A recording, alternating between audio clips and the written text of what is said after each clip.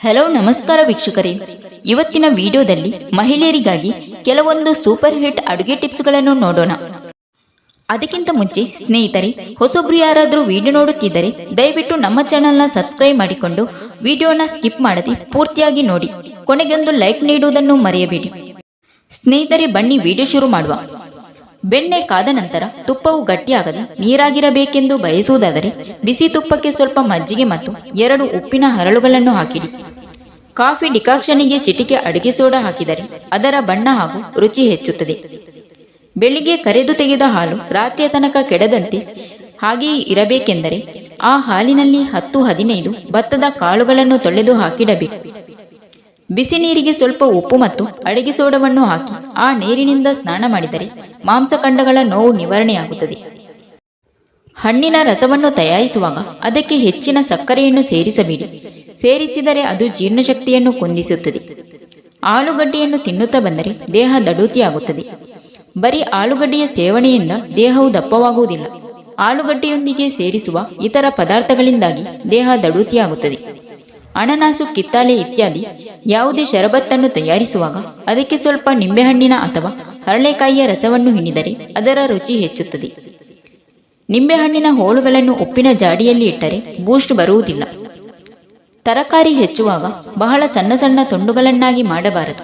ಹಾಗೆ ಮಾಡಿದರೆ ಅವುಗಳಲ್ಲಿನ ಜೀವಸತ್ವ, ಲವಣ ಮತ್ತು ಪೋಷಕಾಂಶಗಳು ನಷ್ಟ ಹೊಂದುತ್ತದೆ. ಕೋಸನ್ನು ಬೇಯಿಸುವಾಗ ಅದಕ್ಕೆ 1 ಚೂರು ಹಸಿ ಶುಂಠಿಯನ್ನು ಹಾಕಿದರೆ ಗಬ್ಬು ವಾಸನೆಯೂ ಬರುವುದಿಲ್ಲ. ಅಡುಗೆ ಪದಾರ್ಥಗಳು ರುಚಿಕರವಾಗಿರುತ್ತದೆ. ಗಿಣ್ಣುಗಳು ಹೆಚ್ಚಾಗಿರುವ ನುಗ್ಗೆಕಾಯಿಯನ್ನು ಅಡುಗೆಗೆ ಬಳಸಿದರೆ ಹೆಚ್ಚು ರುಚಿಯಾಗಿರುತ್ತದೆ. ಬದನೆಕಾಯಿಯ ಕಹಿ ರುಚಿಯನ್ನು ಹೋಗಲಾಡಿಸಲು ಅದನ್ನು ಹೆಚ್ಚಿದ ನಂತರ ಹೋಳುಗಳನ್ನು ಅಕ್ಕಿ ತೊಳೆದ ನೀರಿನಲ್ಲಿ ಹಾಕಿಟ್ಟು ಆಮೇಲೆ ಅಡುಗೆಗೆ ಬಳಸಬೇಕು. ಟೊಮೆಟೊ ಹಣ್ಣುಗಳನ್ನು ಕೆಲವು ದಿನಗಳ ಕಾಲ ಕೆಡದಂತೆ ಇರಿಸಬೇಕೆಂದರೆ ಮೇಣದ ಬತ್ತಿಯನ್ನು ಉರಿಸಿ ಅದರಿಂದ ಬರುವ ದ್ರವದ 1 ಹನಿಯನ್ನು ಟೊಮೆಟೊ ಹಣ್ಣುಗಳ ತೊಟ್ಟಿನ ಭಾಗದಲ್ಲಿ ಹಾಕಿಸಬೇಕು. ಈರುಳ್ಳಿಯನ್ನು ಬೇಯಿಸಿದಾಗ ಅದು ಪದರಗಳಾಗಿ ಸೀಳದೆ ಒಂದೇ ಗೆಡ್ಡೆಯಂತೆ ಇರಬೇಕೆಂದರೆ ಅದರ ಸಿಪ್ಪೆಯನ್ನು ಸುಳಿದ ನಂತರ ಗುಂಡು ಸೂಜಿಯಿಂದ ಅದರಲ್ಲಿ ರಂಧ್ರವೊಂದನ್ನು ಮಾಡಬೇಕು.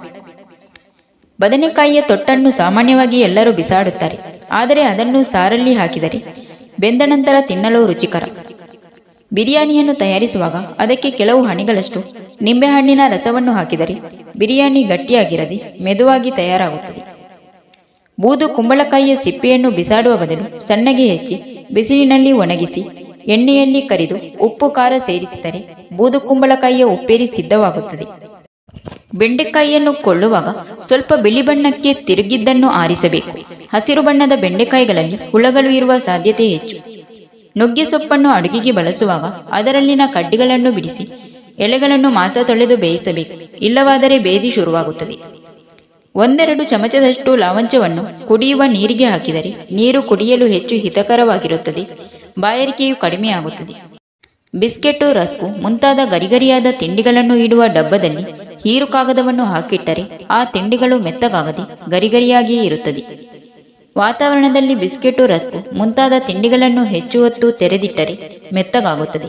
ಅವುಗಳನ್ನು ತವದ ಮೇಲಿಟ್ಟು ಬಿಸಿ ಮಾಡಿದರೆ ಮತ್ತೆ ಗರಿಗರಿಯಾಗುತ್ತದೆ. ಬೆಣ್ಣೆಯನ್ನು ಕಾಯಿಸಿ ತುಪ್ಪವನ್ನಾಗಿ ಮಾಡುವಾಗ ಅದಕ್ಕೆ ಸ್ವಲ್ಪ ಮೆತ್ತೆ ಕಾಳುಗಳನ್ನು ಹಾಕಿದರೆ ತುಪ್ಪವು ಸುವಾಸನೆಯಿಂದ ಕೂಡಿರುತ್ತದೆ. ದೋಸೆ ಮಾಡುವ ಮುನ್ನ ತವದ ಮೇಲೆ ಅರ್ಧ ಚಮಚದಷ್ಟು ಉಪ್ಪನ್ನು ಹಾಕಿ ಚೆನ್ನಾಗಿ ಉಜ್ಜಿ ನಂತರ ದೋಸೆ ಮಾಡಿದರೆ ದೋಸೆಗಳು ಉತ್ತಮ ರುಚಿಯೊಂದಿಗೆ ಗರಿಗರಿಯಾಗಿರುತ್ತದೆ. ಚಪಾತಿ ವಿಭಿನ್ನವಾಗಿರಬೇಕೆಂದರೆ ಗೋಧಿ ಹಿಟ್ಟಿನೊಂದಿಗೆ 1 ಬಾಳೆಹಣ್ಣು, 1 ಚಮಚದಷ್ಟು ಮೊಸರು ಹಾಗೂ ಕುದಿಯುವ ನೀರನ್ನು ಹಾಕಿ ನಾದಿ ಕಲಿಸಬೇಕು. ಹೀಗೆ ತಯಾರಾದ ಹಿಟ್ಟಿನಲ್ಲಿ ಚಪಾತಿ ಮಾಡಿದರೆ ಅದು ಬಹಳ ಮೃದುವಾಗಿ ಮತ್ತು ರುಚಿಕರವಾಗಿ ಇರುತ್ತದೆ. ಸಾಮಾನ್ಯವಾಗಿ ಅಡುಗೆಗೆ ಬಳಸುವ ಇಂಗು ಸ್ವಲ್ಪ ದಿನಗಳ ನಂತರ ಗಾಳಿಗೆ ಗಟ್ಟಿಯಾಗಿ ಬಿಡುತ್ತದೆ. ಇದನ್ನು ತಪ್ಪಿಸಲು ಇಂಗಿನ ಡಬ್ಬದೊಳಗೆ 1 ಹಸಿಮೆಣಸಿನಕಾಯಿಯನ್ನು ಹಾಕಿ ಮುಚ್ಚಿಡಿ. ಡಬ್ಬಿಯನ್ನು ಯಾವಾಗ ತೆಗೆದು ನೋಡಿದರೂ ಇಂಗು ಹೊಸದಾಗಿ ತಂದಂತೆ ಮೃದುವಾಗಿರುತ್ತದೆ. ತೆಂಗಿನಕಾಯಿಯನ್ನು ಸಣ್ಣದಾಗಿ ಹೆಚ್ಚಿ ಕೆಲವು ತುಂಡುಗಳನ್ನು ಮೊಸರಿನಲ್ಲಿ ಹಾಕಿಟ್ಟರೆ ಆ ಮೊಸರು ಕೆಡದಂತಿರುತ್ತದೆ.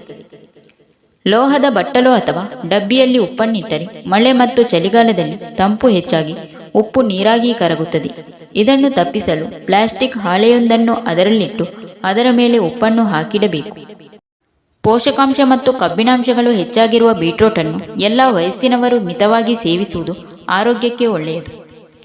ಕುರಿ ಅಥವಾ ಕೋಳಿಯ ಮಾಂಸವನ್ನು ಬೇಯಿಸುವಾಗ ಅದಕ್ಕೆ ಸ್ವಲ್ಪ ನಿಂಬೆ ರಸವನ್ನು ಹಾಕಿ ಬೇಯಿಸಿ. ಮಾಂಸವು ಸ್ಪಂಜಿನಂತೆ ಮೆದುವಾಗುವುದಲ್ಲದೆ ಬೇಗನೆ ಬೇಯುತ್ತದೆ. Thank you for watching. ಸ್ನೇಹಿತರೆ, ವಿಡಿಯೋ ಇಷ್ಟ ಆದರೆ ಒಂದು ಲೈಕ್ ನೀಡಿ, ವಿಡಿಯೋನ ನಿಮ್ಮ ಫ್ರೆಂಡ್ಸಿಗೆ ಶೇರ್ ಮಾಡಿ, ಚಾನಲ್ನ ಸಬ್ಸ್ಕ್ರೈಬ್ ಮಾಡಿಕೊಂಡು ನಿಮ್ಮ ಅನಿಸಿಕೆಗಳನ್ನು ಕಮೆಂಟ್ ಮೂಲಕ ತಪ್ಪದೇ ತಿಳಿಸಿ.